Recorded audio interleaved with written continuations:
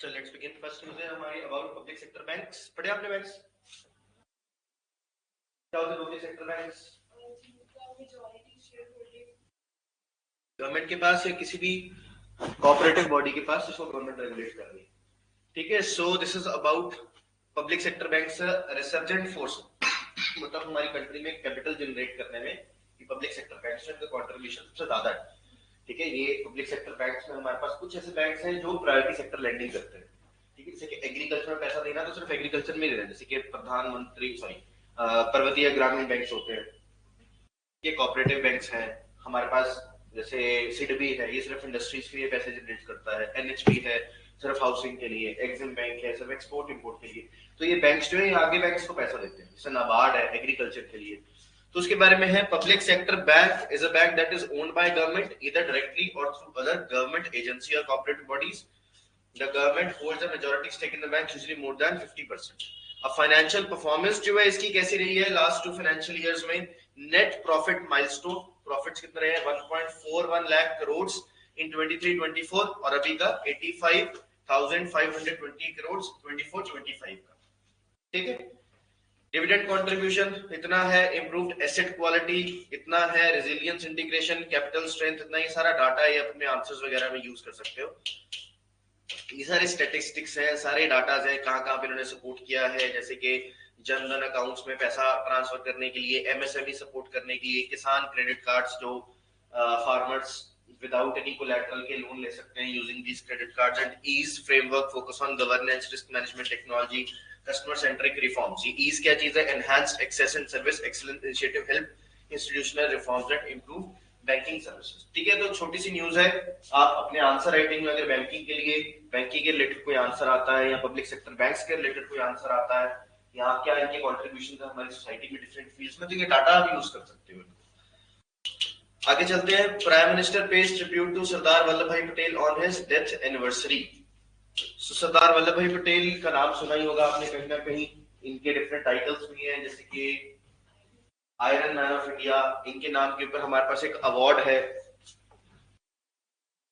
Unity award. ठीक है. इनके नाम के ऊपर एक स्टैच्यू है स्टैच्यू ऑफ यूनिटी. ठीक है. और 31 अक्टूबर को ही हम ये राष्ट्रीय एकता दिवस में मनाते हैं 31 अक्टूबर को. ठीक है. इनका बर्थ एनिवर्सरी जो है वो 31 अक्टूबर को ऑब्जर्व की जाती है. ठीक है. तो हमारा अगर हिस्टोरिकली देखें हमारे फ्रीडम मूवमेंट में इनका बहुत बड़ा कंट्रीब्यूशन है. और साथ ही after independence he served as the first deputy prime minister of India and also first home minister of India. और इन्हीं की रिस्पॉन्सिबिलिटी थी कि इन्होंने इंडिया को यूनाइट किया.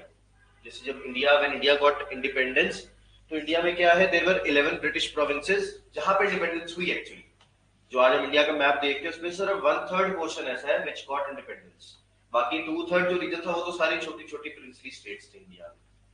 अराउंड 550 प्रिंसली स्टेट्स थी जिनको 3 ऑप्शंस दिए गए, इधर टू गो विद पाकिस्तान और इंडिया और स्टेइंग इंडिपेंडेंट. ठीक है. तो उसमें फिर ये इनकी रिस्पॉन्सिबिलिटीज थी कि इन्होंने इन सबको आपस में कंबाइन किया, यूनाइट किया और एक इंडिपेंडेंट इंडिया बनाया. ठीक है. तो इनका अर्ली लाइफ एजुकेशन हो गया, अर्ली पॉलिटिकल करियर हो गया. ये सारा प्री इंडिपेंडेंस फेज है, पोस्ट इंडिपेंडेंस फेज है. जैसे कि खादी सत्याग्रह, खेड़ा सत्याग्रह में इनका बहुत बड़ा कंट्रीब्यूशन था. खेड़ा सत्याग्रह गुजरात में जगह है खेड़ा, जहां पे फार्मर्स जो है उनका टैक्स माफ नहीं किया गया अकॉर्डिंग टू लॉ. मतलब ब्रिटिश ने खुद ही एक कोड बनाया था कि अगर कभी भी ऐसे होगा कि due to natural reasons crop failure हो गया तो उस केस में आपको टैक्स पे नहीं करना. लेकिन यहाँ पे इन्फ्लुएंजा प्लेग फैल गया था जिसकी वजह से क्रॉप फेलियर हो गया था, जिसकी वजह से टैक्स एग्जेम्पशन नहीं हुई. तो वहां पे वो खेड़ा सत्याग्रह इन्होंने लीड किया था. वहां पे फर्स्ट टाइम महात्मा गांधी को भी मिले थे. नॉन कोऑपरेशन मूवमेंट में give up legal practice to boycott British goods. बाकी Bardoli Satyagraha protested against unjust revenue hike and earn the title of Sardar. ये बहुत इंपॉर्टेंट है कि सरदार का टाइटल कब मिला इनको, ये बारदोली सत्याग्रह में मिला था. And quit India movement supported INC's contributions. उसके बाद पोस्ट इंडिपेंडेंस में क्या क्या किया, जैसे भी आपको बताया integration of princely states successfully integrated over 562 princely states. की एफर्ट्स इन हैदराबाद, जूनागढ़, कश्मीर. ये 3 प्रिंसली स्टेट्स ऐसी थी जहां पे बहुत बड़ी प्रॉब्लम आई थी. जैसे कि हैदराबाद. अब इन तीनों के अलावा जितनी भी प्रिंसली स्टेट्स थी सबने डिसाइड कर लिया या तो हम इंडिया के साथ जाएंगे या पाकिस्तान के साथ जाएंगे. अब हैदराबाद में क्या प्रॉब्लम थी, जो रूलर था निजाम वो मुस्लिम था. पॉपुलेशन वो हिंदू थी. Population wanted to stay with India. Nizam wanted to go with Pakistan. ठीक है, तो यहाँ पे हमारे इंडियन आर्मी ने फोर्सफुली हैदराबाद को एक्वायर किया. दूसरा था जूनागढ़. वहां पे ऑपोजिट था. वहां पे ruler was Hindu and population was मुस्लिम.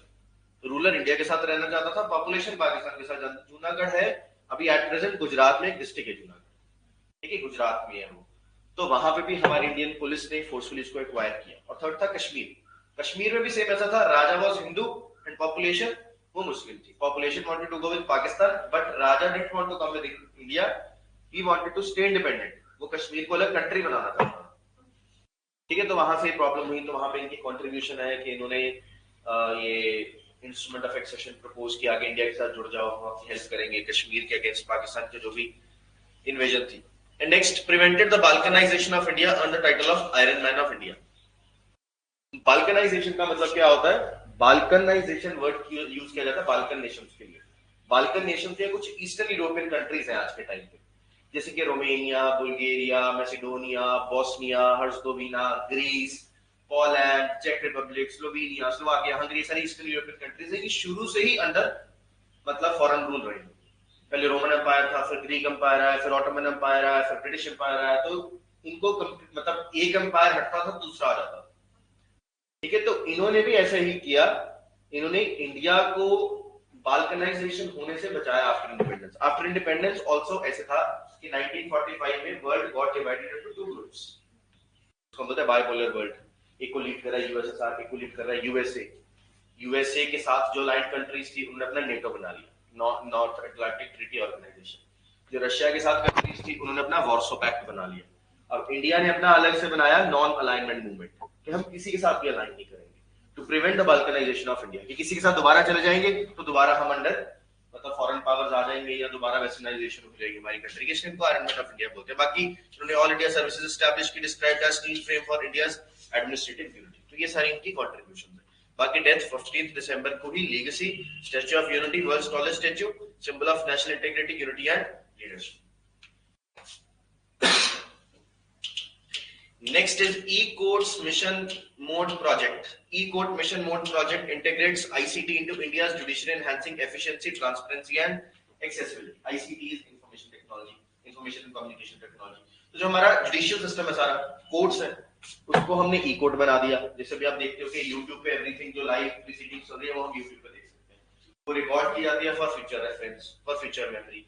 ठीक है, उससे ट्रांसपेरेंसी भी आती है. उससे हमें जजेस का कंडक्ट भी पता लगता है, हमें जजेस की अकाउंटेबिलिटी, क्रेडिबिलिटी के बारे में भी पता लगता है. तो वो सारा इसी मिशन का पार्ट है.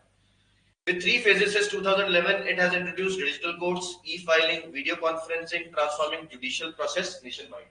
जैसे कई बार होता है कि कोई ऐसे कॉन्विक्ट है, जेल के अंदर है, वो कोर्ट में नहीं आ सकता, तो वीडियो कॉन्फ्रेंसिंग के थ्रू भी प्रोसीडिंग होती है.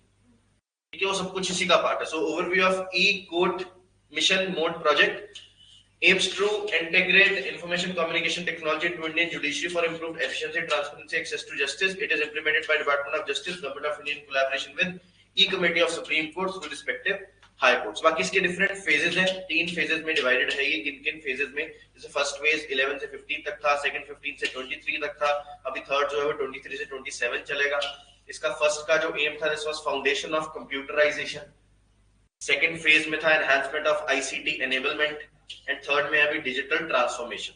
इसमें क्या क्या होगा, जैसे पेपरलेस कोर्ट्स आ जाएंगे, डिजिटाइजेशन ऑफ सारे कोर्ट्स, लोअर कोर्ट्स तक, सुप्रीम कोर्ट, हाई कोर्ट, फिर सबऑर्डिनेट कोर्ट. सबऑर्डिनेट कोर्ट के अंदर 3 तरह के कोर्ट्स होते हैं, district court, session court, revenue courts. तो लोअर कोर्ट्स तक हम इसको डिजिटाइजेशन करेंगे. Expansion of video conferencing to jails and hospitals. Then adoption of emerging technologies like AI for case analysis, forecasting and saturation of court complexes with e-seva Kendra and establishment of cloud-based data repositories. Last is significance क्या है इसका? The project aims to make justice accessible, cost-effective, efficient. ये सारी चीजें हमने पढ़ी. Next is Namaste Yojana. Government launched Namaste Yojana scheme to improve the lives of sanitation workers by promoting mechanization and safe sanitation practices.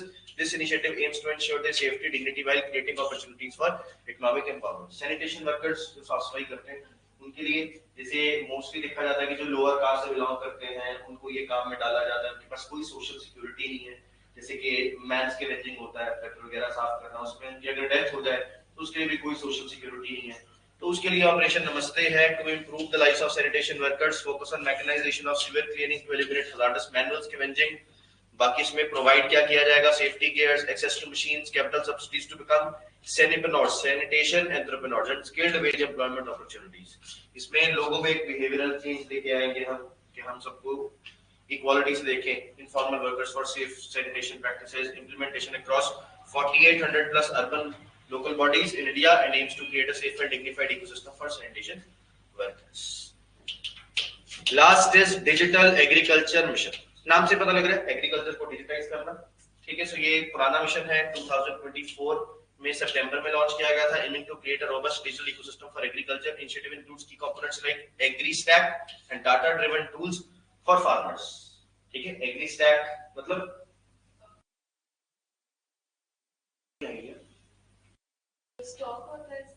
Stock नहीं है, stack. Stack basically statistics, ये word है stack from statistics, ठीक है। जो data है जो different registries है फार्मर्स की, कौन कौन से बेनिफिशियरीज हैं, किस किसको लोन प्रोवाइड करना है, ठीक है। वो सारा डाटा जो हम डिजिटली अपने पास रखें, जिससे जैसे कि स्कीम आ रही है, मान लो प्रधानमंत्री फसल बीमा योजना, तुम्हें बेनिफिशियरीज के बारे में बताओ, कौन कौन बेनिफिशियरीज है, कौन कौन एलिजिबल बेनिफिशियरी है, किसान क्रेडिट कार्ड बनाना है तो किस किसको देना है, ठीक है। जैसे यहाँ पे दिया हुआ है, AgriStack is made up of 3 main parts, farmers registry, maps of village and crop sown registry which are managed by state governments. हर एक फार्मर के पास कितना एरिया है, कितना क्रॉप है, इसमें सोइंग हो रही है, एंड मैप्स ऑफ विलेजेस, ठीक है। तो वो सारा ये स्टैक का पार्ट है। बाकी digital agriculture mission was approved with budget of 2.17 crore. Um हमने देख लिया, digital system for farmers, it includes building tools like AgriStack, कृषि decision support portal, soil fertility map to help farmers, जैसे कि soil testing labs, अपनी soil को test करवा सकते हो, उसमें कौन कौन से केमिकल न्यूट्रिएंट्स, उसकी फर्टिलिटी चेक कर सकते हो। तो वो सब कुछ हम कैसे मतलब इसमें डिजिटल अपने एग्रीकल्चर को डिजिटाइज कर सकते हैं, बस वो चीज, ठीक है। तो ये हमारे पास न्यूज थी from 16th December from PI। Any doubt till here?